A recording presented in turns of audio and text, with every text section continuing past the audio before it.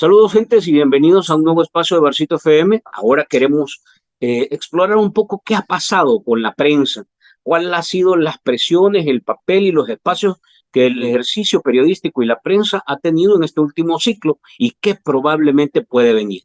Ya la APES, la Asociación de Periodistas de El Salvador, interpuso ante la Fiscalía una serie de denuncias de abusos que se generaron durante el periodo electoral. Vamos a hablar de esto, pero además una perspectiva de cuáles son los movimientos y los intereses o los objetivos políticos que se están moviendo detrás de todo este ruido que hay sobre la economía del país. Para eso quiero darle la bienvenida a nuestro invitado de este día, a Francisco Valencia, director del periódico Colatino. Francisco, gracias por estar con nosotros una vez más. Bienvenido. A la orden, Franklin. Un placer estar nuevamente en tu programa. Empecemos por el tema de la prensa. Vimos como titular este tipo de denuncias que se han venido poniendo y que en realidad también se vienen a sumar a una serie de precondiciones que se van marcando en este nuevo formato de régimen en el que está cayendo el país. ¿Cuáles son los pormenores que hay y básicamente qué es lo que busca el periodismo al interponer este tipo de denuncias? Sobre todo en unas instituciones que eh, también digamos que no gozan de mucha confianza. Bueno, primero hay que distinguir que en este momento hay dos tipos de periodismo. Responsable, serio, el que está en función de informar realmente a la sociedad de lo que está pasando en el país, y el otro es el periodismo que aplaude. Y ahí tenemos, por un lado, en el que aplaude, por supuesto, los medios oficiales, Diario El Salvador, la Televisión Nacional, la Radio Nacional y una buena cantidad de medios digitales que están algunos obviamente vinculados con el grupo del presidente Bukele y otros pues simplemente para gozar de la publicidad del gobierno. Por supuesto que los que estamos por hacer un periodismo comprometido con la sociedad, de informar de lo que realmente está pasando en el país, de intentar hacer conciencia. Esto último, por cierto, es bastante difícil para la prensa seria, porque por el control, por el dominio que tiene el gobierno, no solamente de estos medios que le son favorables, sino por la estrategia de comunicación que tiene el gobierno, justamente, y en la que, por cierto, invierte sendas millonadas de dólares, justamente para mantener una narrativa. Una narrativa que está fundamentada, por supuesto, en tratar de desvirtuar incluso hasta lo que la gente vive en la calle. Es decir, por ejemplo, fíjate, hoy la portada nuestra, que es sobre el asesinato de una lideresa del movimiento salvadoreño de mujeres. Una mujer que desapareció el 19 de marzo y que fue encontrada 9 días después, asesinada de una forma bárbara, de una forma que no se puede narrar. Bueno, para contarles que el cadáver, el cuerpo, los restos de la lideresa fueron entregados en un ataúd para un niño. Ahí se puede imaginar la gente de en qué estado la encontraron. Cuando se denuncia la desaparición, la autoridad no hizo nada. Ojo con eso, la autoridad no hizo nada. Cuando se anuncia que aparece el cuerpo, la autoridad tampoco hizo nada. Y cuando revisamos los 2 días, tanto el día del asesinato, de desaparición, perdón, como el día de que encuentran el cadáver, ambos días el gobierno publicó nuevamente que El Salvador había amanecido cero homicidios. Es la narrativa del gobierno, ¿verdad? Porque oculta ese tipo de informaciones. Claro, el asesinato de esta lideresa no lo vas a oír en la Radio Nacional, no lo vas a oír en la Televisión Nacional, no lo vas a leer en Diario El Salvador, porque es narrativa contraria. Porque la narrativa del gobierno es diferente. En primer lugar, es del cero homicidios.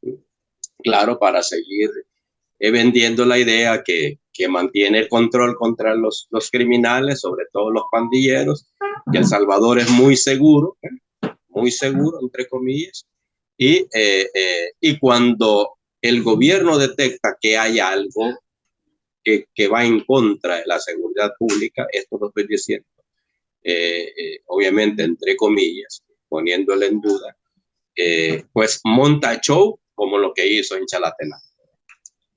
Hay 2 asesinatos en Chalatenango y entonces monta un operativo con 5,000 soldados, con 1,000 policías y el famoso cerco militar.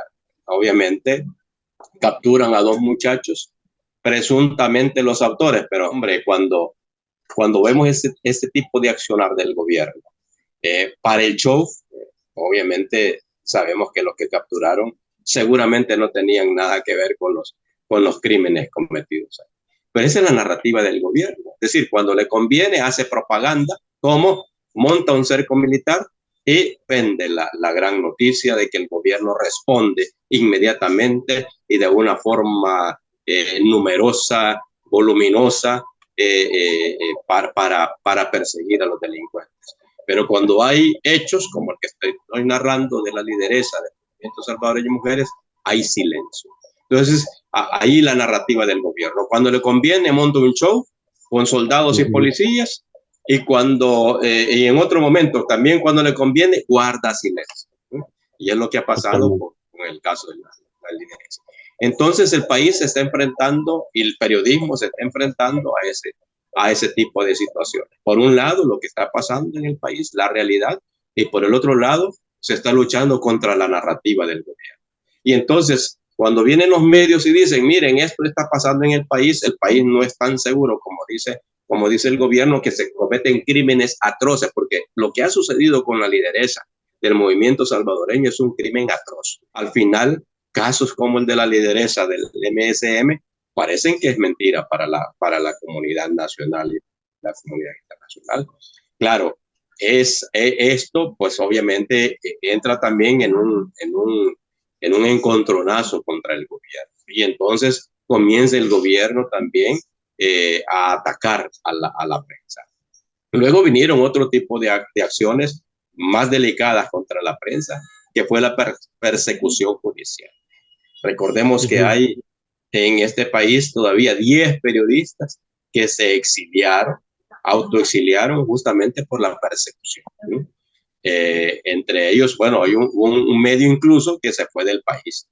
Su oficina las trasladó a Costa Rica por la persecución. Me estoy refiriendo al PAC.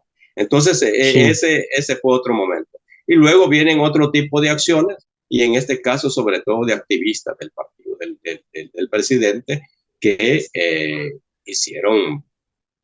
cometieron varios atropellos contra la prensa. Uno de los casos de esos atropellos, por cierto, es la que ayer puso la APES en la Fiscalía General de la República, porque en efecto allí se violaron varios artículos penales en contra de la periodista. Que esos casos van a prosperar en la Fiscalía General de la República, no, de antemano digo no. Y entonces, obviamente, el periodismo, que para él es incómodo, obviamente va a estar en la mira de la presidencia, en la mira del buquelismo, en la mira del presidente Bukele. Pero decía, los medios y los periodistas debemos prepararnos para esos ataques, pero no dejar de hacer lo que tenemos que hacer. ¿Por qué? Porque es importante que en un país analfabeto como el nuestro, un país desinformado como el nuestro, porque a pesar de que hay tanta oportunidad por el Internet, a pesar de que hay tanta oportunidad por las redes sociales para informarse, desgraciadamente la gente nada más accede a aquellas cuentas o que bien son pro oficialistas o son del oficialismo, o la gente que le sirve para entretener. La gente, en vez de analizar qué está pasando en el país, por ejemplo, con el tema de las pensiones, que descaradamente, y lo digo por lo que dijo Acevedo recientemente, un economista, Sí, un sí, exfuncionario, me parece que estuvo en uno de los gobiernos del FMLN, Acevedo, sí. Banco El Central gobierno de fondos. de Reserva en el gobierno de correctamente. Pues con toda desfachatez, con todo descaro, dice en una entrevista televisiva, dice, bueno, ¿qué es lo que la gente espera de este país? O que le aumenten el IVA al 16%, pero sí se sabe que están tomando ese dinero. Pero a lo que voy, Franklin, es que la gente no reacciona. En los gobiernos del FMLN, yo recuerdo que cuando se intentó hacer una reforma, inmediatamente vino la ANET, vinieron las AFPs, vino el partido Arena, vino todo mundo a lanzarse en contra del gobierno del FMLN, que decían que el robo del siglo. Y lo vendieron así los opinadores de derecha en aquel momento, pro areneros. Y hoy que en Sí. efecto está ocurriendo, la gente no dice nada. Es que eso es sorprendente. Recuerdo que en aquel momento las asociaciones de jubilados, aunque sean al parque Cuscatlán, salían a protestar. Hoy guardan silencio. Es decir, están conscientes que les están sacando su dinero, ¿sí? Y no dicen nada. Es que eso es sorprendente. Y eso es grave lo que está pasando en este país. A partir de esto que hemos empezado a abordar, chicos, y antes de entrar a los temas de coyuntura económica y de agenda, de la más preocupante, prácticamente es la que la gente ha puesto sobre la mesa, en las encuestas y por todos lados y en el día a día. Pero quisiera que me calificaras. Estamos cerrando los 5 años de este el primer ejercicio de Bukele, independientemente de todo lo que vimos ya en el proceso electoral, etcétera. ¿Cómo calificaría la relación que este gobierno ha tenido con el periodismo, con el ejercicio de la prensa y sobre todo con ese periodismo que tú has dicho que es más de cara independiente y concentrado y comprometido a informar? ¿Cuál ha sido la relación? ¿Cómo lo calificarías? Bueno, el presidente ha convertido en enemigos a los medios y los periodistas independientes, porque él ha promovido, obviamente, el periodismo que aplaude y el periodismo que imprime odio contra la oposición, odio contra la prensa. Y lo digo, la libertad de prensa pensando en el 3 de mayo. Ya en mayo, el 3 de mayo justamente, se conmemora el Día Internacional de la Libertad de Prensa.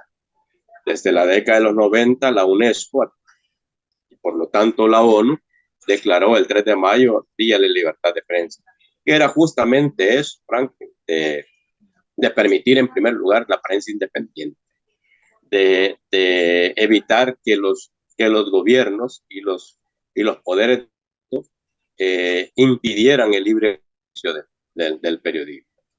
Eh, y por eso ese día, pues este gobierno, en los 5 años que ha estado en el poder, ha violentado la libertad. Imagínate, Franklin, el caso de Diario Colatino, el periódico, el decano de la prensa centroamericana, de la prensa independiente centroamericana. Sí. 133 años. O sea, imagínate, 133 años. Pues hemos recibido ataques del gobierno, tuvimos persecución fiscal, pero esas son acciones que no deberían cometerse a partir de si defender la libertad de prensa. Y luego la oportunidad. Y el atropello más grande, olvidemos lo económico, olvidemos el discurso contra los medios o algunos periodistas. Creo yo que el atentado más grande es mantener toda la información que podemos informar. Claro, lo digo de esa forma, pero al fin y al cabo siempre tenemos algo que informar, porque siempre a alguien se le sueltan algunas cosas. Bueno, el mismo presidente de la República, hoy ya sabemos que ha comprado 5,000 Bitcoin y que Sí, ha claro. gastado más de 300 millones de dólares en Bitcoin. Lo dijo él en su cuenta de Twitter. Pero lo sabe o lo sabemos hoy porque hay acceso a la información pública sobre esas compras. No, lo sabemos porque el presidente a veces se la, como dicen los hipotes, se la pica de que le sale al paso a todo y dice, compré tanto Bitcoin en tanto. Por su boca hemos conocido. Y luego todas las instituciones del gobierno emulan lo mismo. Si el presidente declara todo a 7 años en reserva, viene la más humilde alcaldía, no voy a decir otro término, del partido del presidente, hace lo mismo y declara toda la información en reserva. Sí. El manual de periodismo de investigación de la UNESCO busca revelar todo aquello que el gobierno quiere ocultar de forma accidental o de forma convencida. Si este gobierno lo quiere ocultar todo. Y lo más difícil, porque en los países donde hay acceso a la información pública, las cosas que trata de ocultar son bien mínimas, son bien pocas. Entonces, digamos que es una buena tarea del periodismo. Pero en este caso, es todo lo quieren ocultar. Y además, a los ojos, a los oídos, a la luz de toda la gente. O sea, no lo hacen ni escondida, sino que descaradamente. ¿Y qué significa eso? Significa que están ocultando información. Significa que están escondiendo muchas cosas. Claro, a partir de ahí vienen las sospechas, pero a lo que voy, Franklin, primero el descaro de decir que todo está en reserva. Y segundo, que la gente no se indulta. ¿Qué ves en el próximo ciclo, Chico? ¿Qué ves? Porque de todas maneras la gente ya ratificó este esquema y hay un reenganche de este formato, de este régimen, digamos. ¿Se va a cerrar más? ¿Se va a abrir? ¿Se puede estabilizar? ¿Qué ves? Yo creo que se va a cerrar más. Yo creo que se van a aumentar los ataques al periodismo. Yo creo que se intentarán, digo se intentarán porque intentarán cerrar medios que les resulten cada vez más incómodos. Porque este gobierno quiere seguir manteniendo el control absoluto hasta de lo que la gente debe pensar. Y cuando hay medios que difunden cosas diferentes, hay más de alguna gente que piensa diferente. Las cuentas del gobierno, acordate, las cuentas del gobierno eran el 97% de control total de la ciudadanía. Pues no es verdad. Si el universo fueran los que fueron a votar, estamos hablando que hay un 15% de salvadoreños que están en contra del buquelismo. Y si lo analizamos a partir de la gente que no fue a votar, le sumamos los que votaron en contra los que no fueron a votar, pues estamos hablando de el 50% de la población que está contra Bukele. El buquelismo va a intentar callar las voces justamente para evitar que vaya aumentando ese 50% de los salvadoreños que están dando una lectura diferente al discurso oficial. Y porque ese debe ser también el reto nuestro, y no solo de los medios, sino que de la oposición en general. Meter una narrativa distinta a la del gobierno. Sí. Pasando esto, porque es vital hablar de la información y de la prensa, porque prácticamente los resultados son los que vamos enfrentando día a día. Ahora nos vamos a enfrentar a un tema, como tú ya lo has avanzado en algunos aspectos, el tema económico. Y aquí de manera muy resumida quisiera escuchar tus opiniones en dos elementos que están planteados. El primero es, hemos empezado a escuchar más bien, a identificar algunas señales de parte del oficialismo y de voces cercanas al oficialismo de por dónde se puede ir moviendo la agenda económica, sobre todo la agenda fiscal y del manejo económico del gobierno. Hemos escuchado de meterle la mano a las remesas. Bueno, tú ya abordaste el tema de cómo están las pensiones. Hemos escuchado de la necesidad casi imperante de que se le suban 3 puntos al IVA. Hemos escuchado una serie de versiones que vienen, digo, de la línea oficial, pero que todas van dirigidas a golpear a los que menos tienen.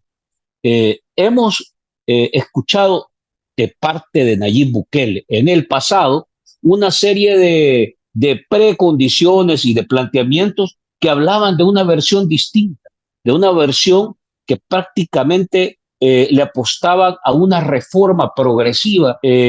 ¿Cómo estás leyendo estas señales y para dónde crees tú que puede ir en general la apuesta de este gobierno en materia de ordenar de alguna manera el asunto fiscal?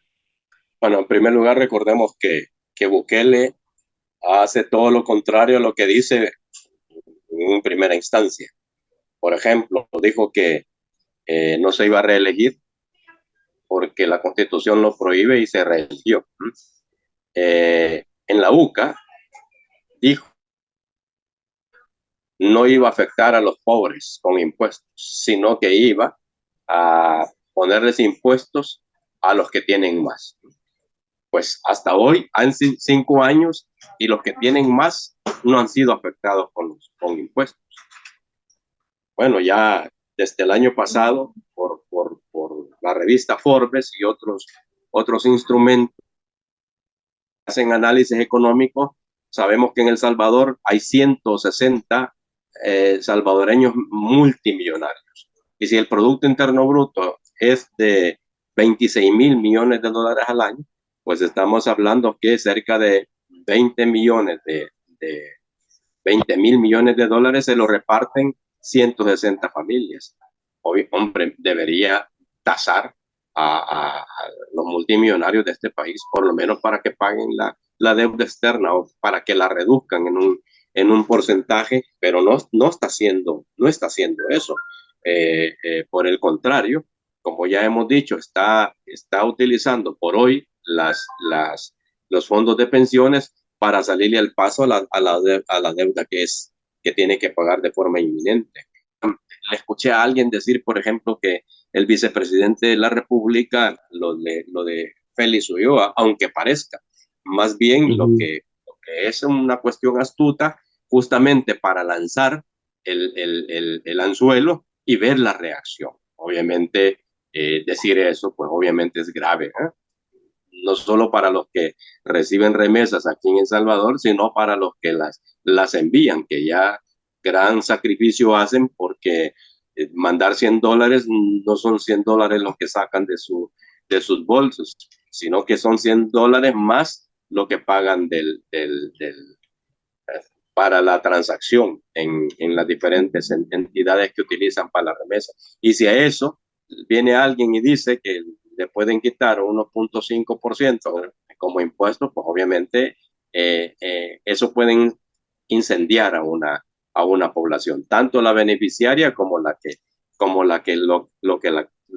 los que la envían hacia el país.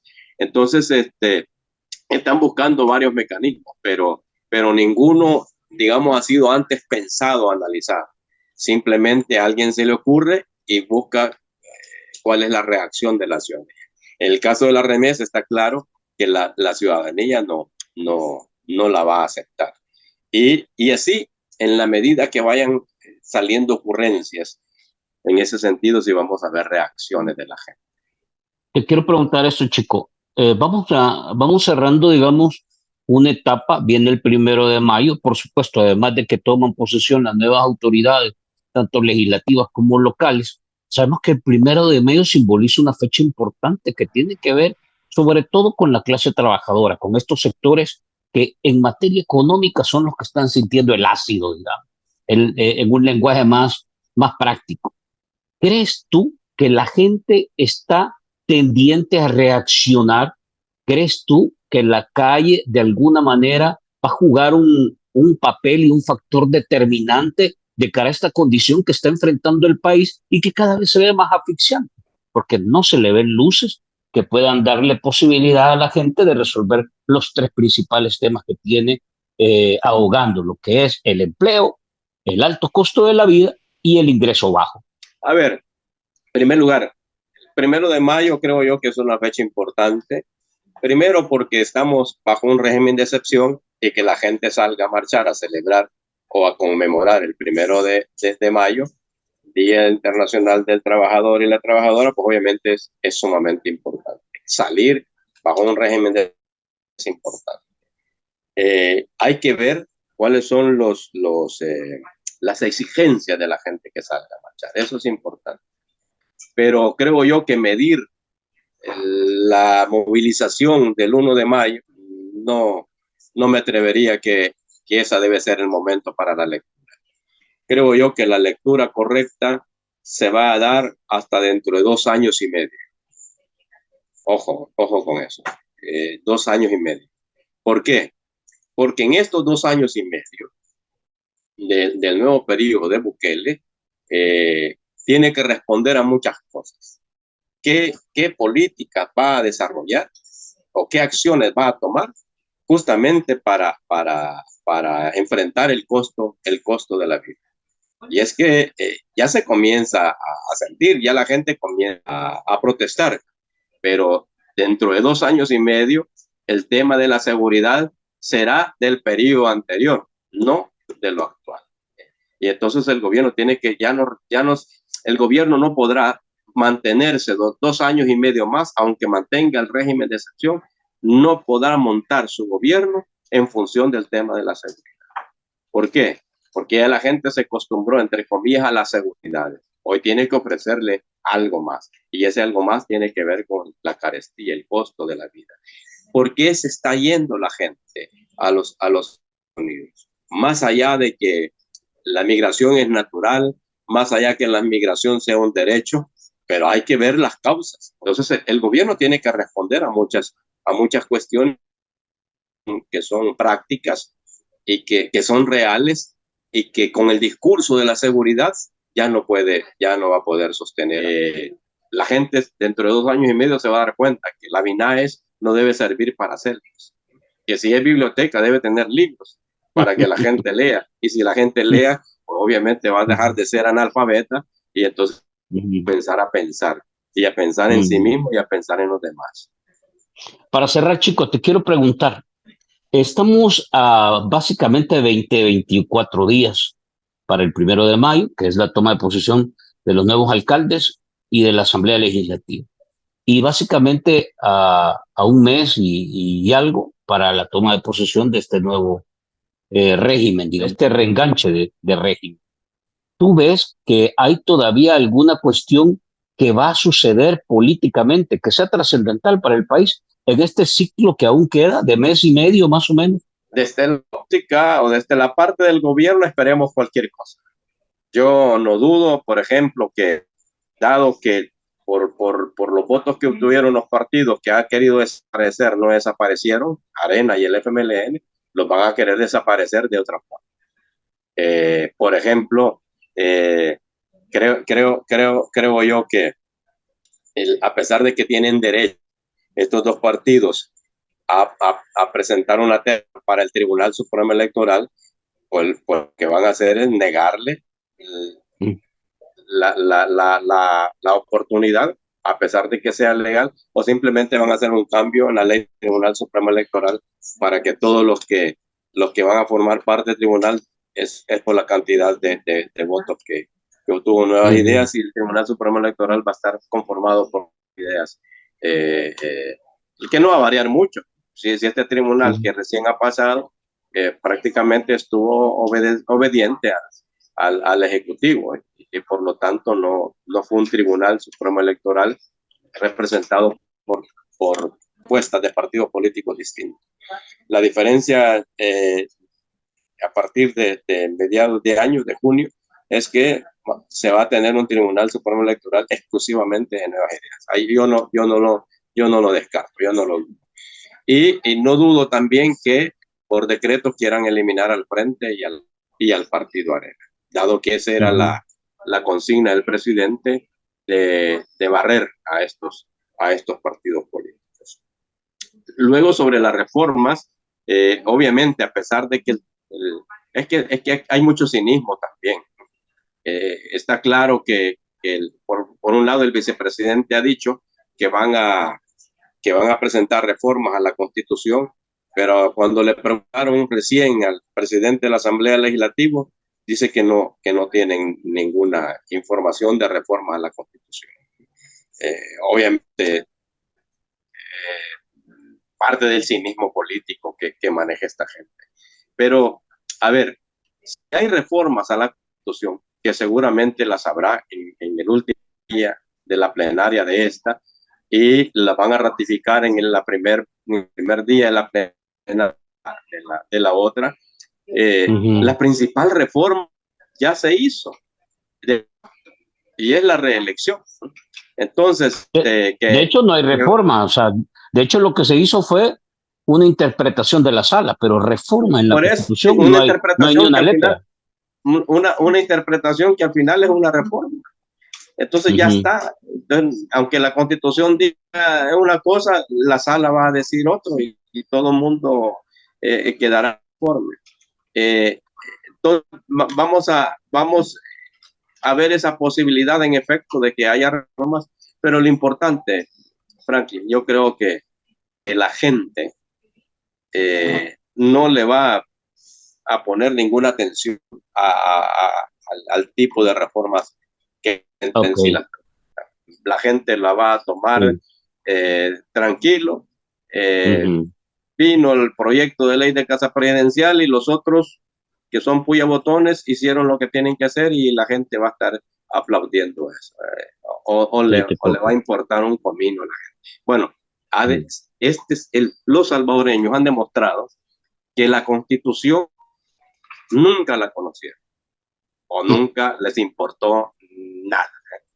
Y si no, veamos lo que ha pasado. Pues, hombre, yo en mi lógica pensante creía que la gente iba a salir a las calles a defender los artículos pétreos de la Constitución, que la gente iba a exigir que el presidente Bukele, aunque lo amaran, respetara la Constitución.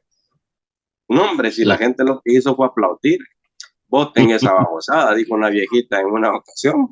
Entonces, digamos que no hay posibilidades que la gente reaccione. La gente va a reaccionar dentro de 2 años y medio, Frank. Cuando después de 7 años en el gobierno no le resuelvan los verdaderos problemas. Solo imagínate, por ejemplo, Bukele ofreció varias mega obras en este quinquenio y de eso no ha hecho nada. Sí. Y lo que inauguró es lo que ya estaba comenzado por otros gobiernos. Pero de lo que él prometió, nada. Lo de la seguridad, pues hubo un pacto y sigue ese pacto porque, a ver, esta es otra cuestión y por eso es que el periodismo serio del presidente Bukele le molesta mucho, porque es verdad que hay tranquilidad por la falta de los pandilleros en las comunidades. Sí. Y por los 80,000 presos. Pero es cierto que el 70% de los que son pandilleros no son pandilleros de los que de verdad controlan los territorios. Es la gente que inclusive que por amenaza iba a recoger la extorsión o por amenaza iba a dar mensaje que el pandillero le mandaba a la comunidad. Porque los meros no están presos, Frank. Y eso seguramente es producto de ese pacto que ha tenido el gobierno con las pandillas, que poco a poco se va a descubrir. Bueno, ese poco a poco está cerca. El CRUC y otros más que capturaron en México, Estados Unidos. ya están en Estados Unidos, van a entrar a su proceso judicial en Nueva York y van a comenzar a decir todo lo que tienen que decir en contra de este gobierno. Ese famoso pacto. Entonces va a quedar al descubierto todo eso. Entonces, cuando la gente se entere bien de cómo es que Bukele logra esta disminución en el tema de la activación o las acciones de las pandillas y que ya está en alguna medida tranquila, pues la tranquilidad del estómago es lo que le va a comenzar a tocar la puerta. Vienes tiempos duros entonces, vienes tiempos difíciles en tu digamos, en tu perspectiva. No, difícil obviamente porque veamos, cuando la gente salga a reclamar sus derechos, cuando se dé cuenta que el gobierno no se los va a resolver, pues obviamente lo que vendrá es la represión.